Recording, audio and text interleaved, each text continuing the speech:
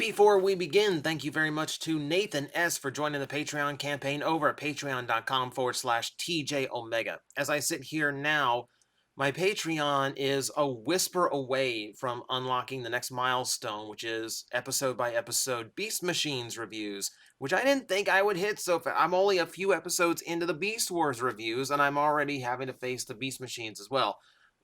I'll address it later once I figure everything out, but of course they're not going to stack. I'm not going to be doing 3 videos a day here because there's only so much you can watch. But thank you guys for getting me so close to that, and once we hit it, I'll figure out how all that shakes out logistically because I had no idea it would hit that fast. Thank you so much for that. So today I thought we would dive into the realm of repaints, and specifically the most overused mold I could find in Transformers, and this should come as no surprise, it's the classic Seeker's mold. So, repaints, remolds, it's kind of necessary when you're dealing with Transformers because they are very expensive to actually create and engineer. There's a lot more people involved in making a Transformer work than, say, an Iron Man or a Captain America. Not only do you have to model 2 different modes accurately, you have to come up with the engineering to get one to the other. There's literally a lot of moving parts. So repaints are almost a must to make any decent money off of all that engineering. But this mold in particular was one of the most popular ever done, so they just kept making it and making it and making it. So let's see how quickly we can go through every iteration of this mold just to see what all this jet went through in its lifespan, starting with the 2006 release of Classic Starscream, the very first iteration, modernized color scheme. It's definitely the traditional Starscream, and the first time on American shores a new Starscream toy had been available since basically the classic Pretender, the G1 Pretenders. Uh, this one, I mean, of course, it's cool. I've grown to like, I'll say that, I've grown to like the updated deco. It looks more like a stunt show plane than an actual fighter jet. But yeah, this is the start of it. I love talking about this toy because I remember when this was a $10 toy when it came out. As soon as you couldn't find it on stores anymore, it went to $50 on eBay, and then later on it sank to 20, which is why I tell people it's all about demand when it comes to toy value. As soon as demand is met some other way, the original. Moving on, we had, of course, a repaint into Skywarp. This one was really hard to get. It was a 2-pack repaint release at Target along with the Ultra Magnus repaint of Optimus. Again, more sleek color scheme in jet mode, a little bit more toward the original color scheme, and I really do like this Thundercracker. Oddly enough, like the only one I don't think got an update in the US to have like dead on toy accurate colors. Starscream did. By the time they did the others, they were leaning more toward cartoon accuracy. So this is like the kind of like a weird, like a lingering effect of the original concept. And then they did a remold of Ramjet as a general release, which I thought was cool. Like, Ramjet has a special place in my heart, so it was nice to see a fully updated version of him. And again, it's a nice take on the mold. Then we got a little bit controversial. So, Classics was always meant to be a short-lived series, just a filler between Cybertron and the movie line. So they didn't really ever have plans to do the other Seekers, which was weird because it leaves out Thundercracker from the original trio. How do you do that? You just don't. BotCon tried to remedy this in 2007 with Games of Deception. Box set that included all 3 of the missing Seekers, so Thundercracker in general went for crazy prices when it first came out because everyone was clamoring to get the original. He went for more by himself than the original box set did altogether. And then the box set also had Thrust, brand new VTOL wings that looked really, really cool. And it also came with Dirge, who was a straight up repaint of Ramjet. So, not the most accurate depiction we could have gotten, maybe a little bit disappointing, but still, at the time, it was the only way to have all of the Seekers, so you were pretty much stuck with it no matter what. Now we get into territory I'm a little less familiar with, so you'll excuse me if I look at TF Wiki entries. So we start off with Henkei. We're going over to Takara's side of things with their take on classic Starscream. They threw in some chrome for literally no reason whatsoever, but they did keep to a much more traditional stripe style in the jet mode, much more cartoon accurate in the robot mode. And this isn't even the most cartoon accurate we're going to get. This is just the first step. And moving on, they also did Ramjet as well. You can see Ramjet's got some much darker colors going on, colored on both sides of the wings, unlike the Hasbro version. Everything, yep, again, looking pretty much up to date, trying to get more in line with how it looked in the cartoon. Continuing, Thundercracker, not a convention exclusive in Japan, straight up release, once again, random pointless chrome. You move on to, oh, so I try to keep all of these pictures clear. All right, and then their version of Skywarp, again, traditional colors, traditional release, more random chrome. This did leave two outliers because those would require extra molding. So they had to go back and retool everything in order to properly release them. And that came in Gente, and we'll get to that in a bit. First off, we'll bop over to the US again. This is where we get into Universe 2, Acid Storm. First time we broke into a completely new Seeker territory rather than coming up with whole bunches of random repaints. This is the first time we've gotten a new character expanding the original 6. And I do like the idea. We have a green Seeker, which is a bonus. I like that it went with a camo job instead of, more just like traditional jet colors. Gave them a different feel, which I thought was cool. And of course, it's a Rainmaker. So the fact that we're seeing it, in an Earth mode has always been a little odd. But hey, it was a way to actually expand the Seeker Armada, which is not necessarily bad.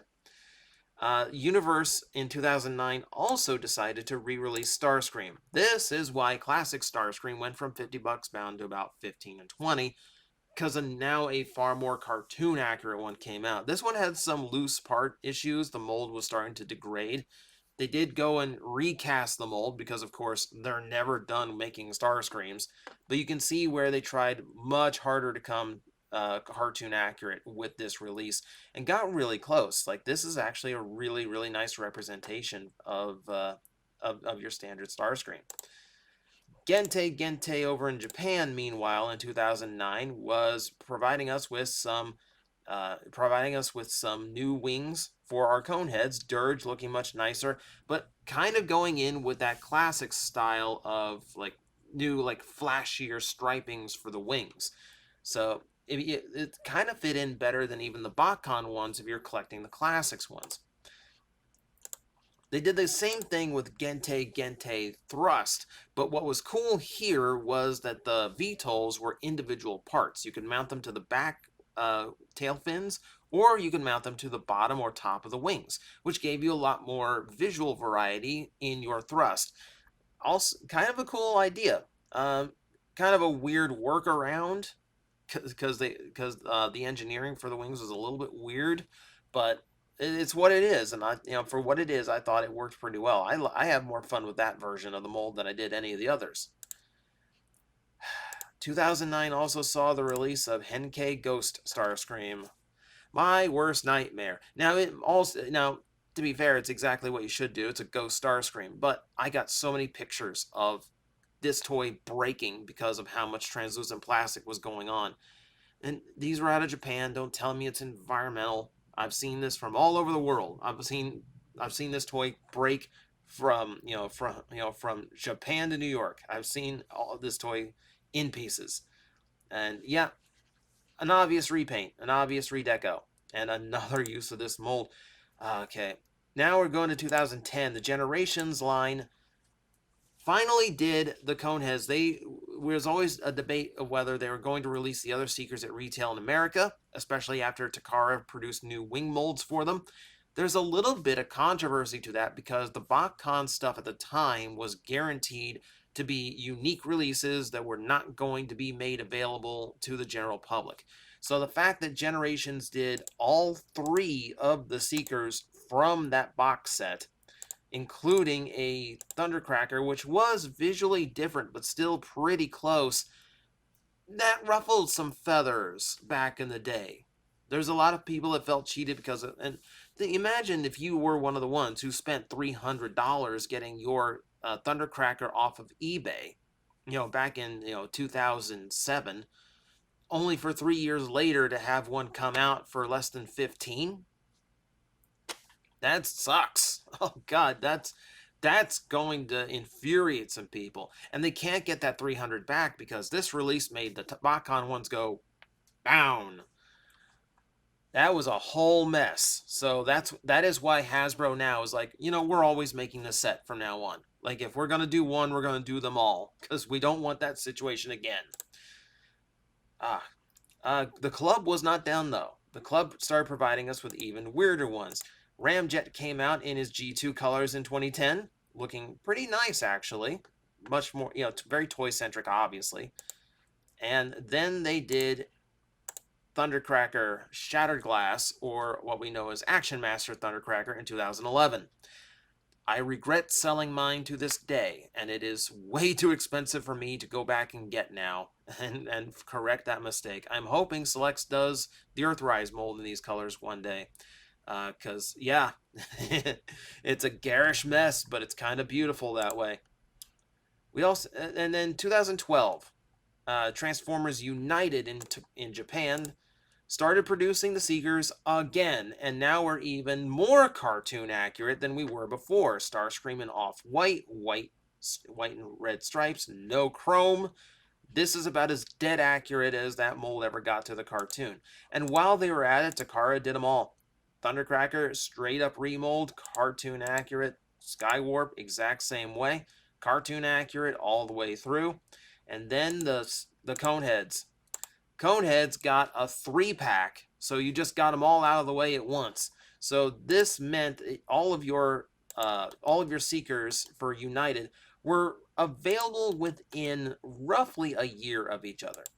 Well, I say a year. They were released a week apart. So you had that. If you're going to re-release them again, at least you're going to actually make them available in a short amount of time. BotCon again was not done here in 2013. If I read that a little bit too quickly, yes, I did. They did a troop builder, which was essentially the Rainmakers. We had Bitstream here. We had Hot Link. And of course, these are not the traditional Rainmakers. They're different colors, but hey, they were called, it's essentially a Rainmaker pack. That's what they were labeling them as. And then Sunstorm. Now, if you know your cartoons, Sunstorm was not a Rainmaker, even though there is a bright yellow Rainmaker. Sunstorm was based on a generic Seeker from the first episode of More Than Meets the Eye. So this is an imitation Sunstorm, and we never got a proper one with the white forearms and the correct orange shadings. This is just a stand-in, only as close as we got. 2015, during the subscription service set, saw the release of Nacelle. Nacelle was based on a Takara catalog that showed Thundercracker with prototype versions of Thrust's wings attached. It was a stand-in for the actual figure that was coming out, and it's the only time that character was ever seen. It's not a real character. They made one out of a super obscure image, which is what FunPub was doing back then, and it's why I disliked FunPub so much, because it was charging exorbitant prices for repaints of characters no one had ever heard of, and no one really ever asked for. They just made random things and called it super exclusive, and it bugged the hell out of me. I don't like Nacelle. I never liked Nacelle. He feels so forced in. But that is not the end. FunPub is going to finish this mold off for good. The very last release of this was part of the subscription service. It is Generation 2 Starscream. Yeah, and now if you've been keeping track at home, this is use number 31 of this mold. 31 times this mold was used between 2006 and 2015. 9 years of service to the Transformer community. And you know what? you did us good. You were a good toy for your day, but you aged quickly. And the scary thing is they didn't do everything they could have. There's untapped territory for that mold. We never got a Red Wing. We never got Blackout. We never got Sandstorm. Even though the upgraded version did get a release in Selects, we never got this green-black camo Starscream. Didn't get this Ramjet. There's no sleep mode Starscream where he's all ash gray. That would have been funny. You can tell there's endless iterations of Seekers. And if you want to go back and start going through background shots of G1, you're sure you can find even more. You can find more if you go into background shots of comic books or go into like Marvel color schemes. Endless amounts of Starscreams are possible, and let's be happy they ended it here. That is the most overused mold I can think of, and there's probably some generic mold out there I'm not considering, but for now, that's what we're going to call it. Thank you for joining me on this excursion through the world of obscure repaints, and who knows, if we find a mold that's been as used as this one, we might explore that one too. Until then. Guys, I am facing the most powerful enemy any YouTuber can face, the algorithm, and I need your help to defeat him. Hit the like button, hit the subscribe button, hit the notification bell, and leave a comment. Every time you do, we attack that algorithm and we drive it back until it can no longer defeat this channel. Thank you very much.